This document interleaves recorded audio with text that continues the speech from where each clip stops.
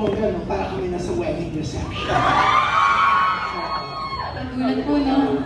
At ang bongga ng mga fans na talagang nag-request sila ng kiss. Nag-request sila ng mga ng baso at saka ng mga ano, di ba talagang pinapatunog nila. Ayan, pinapatunog nila ulit.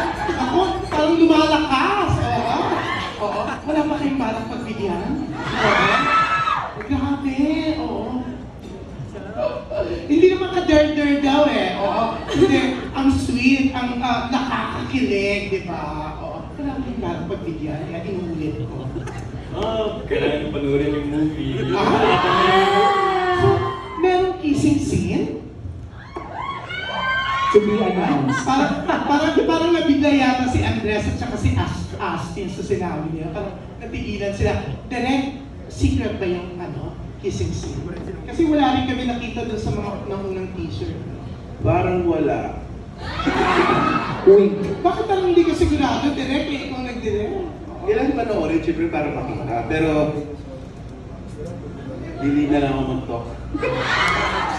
So, kailangan talaga, may ba available ng tickets? September 24 Yes, siya. no, tickets Di ba are parang available. may nabasa ako may nakita ko, nagbibilihan na raw mga fans ng ticket. Ang bongga, di ba? Oo. Tapos, nag-a-announce na ng Viva na may screening abroad. Tuloy ba, direct? Tuloy po, sa US, Canada, and Middle East. Oo, ang mismo mga fans daw ng Astin Andres ang naglalakad, umaayos, no, ng mga black screening abroad. Tama? Opo, tapos marami pang ibang countries na hindi pa showing, pero talagang yung fans nila. Kinakalampag ako personally sa Instagram ko, mga taga-Pakistan, taga-India, taga-Latin America, so ang lakas talaga ng nila, global following nila. Ang bongga yan kasi talagang nagawa sila ng Viva One, di ba? Oo. Yan. Pero ano ba dapat namin i-expect dito sa Minamahal? Oo. Kanina while riding, no, sa Skyway ako, naman parang tumutugtog sa isipan ko yung theme song ng movie. Ang tindi ng dating ng Minamahal. So, yeah, kayong tatlo, anong dapat i-expect namin with Minamahal? And bakit pala binalik sa yung subtitle of 100 Bulaklak para kay Luna? Kasi yesterday lang daw yan eh. Bali yung, ako personally, yung kailangan abangan ng mga tao.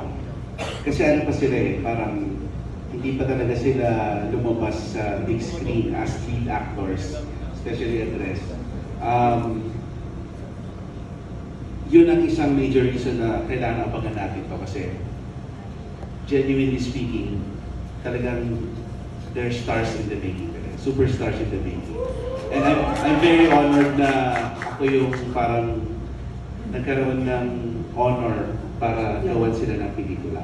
So, kung ano yung nakikita ko sa pag nagdidirect sa kanila, yung magic na dinadala nila sa screen, I'm excited for other people, kay fans man or casual viewers, to witness that magic that I see every time we shoot.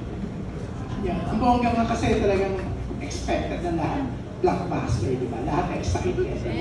So yan, Astin and Andres. Sa akin naman po, ang dapat nilang abangan is yung lesson na pag magmamahal ka, sige, ibigay mo lahat, pero huwag mo kakalimutan magtira para sa sarili mo. And Andres. Yes, I think everyone should watch out for the themes of love in this movie and how all of us, we experience love in our lives, whether it's giving love or loving something, or we love the things that we do. And I think this movie shows just the challenges and the journey that love brings, whether that's the ups, the highs, and the downs and the lows.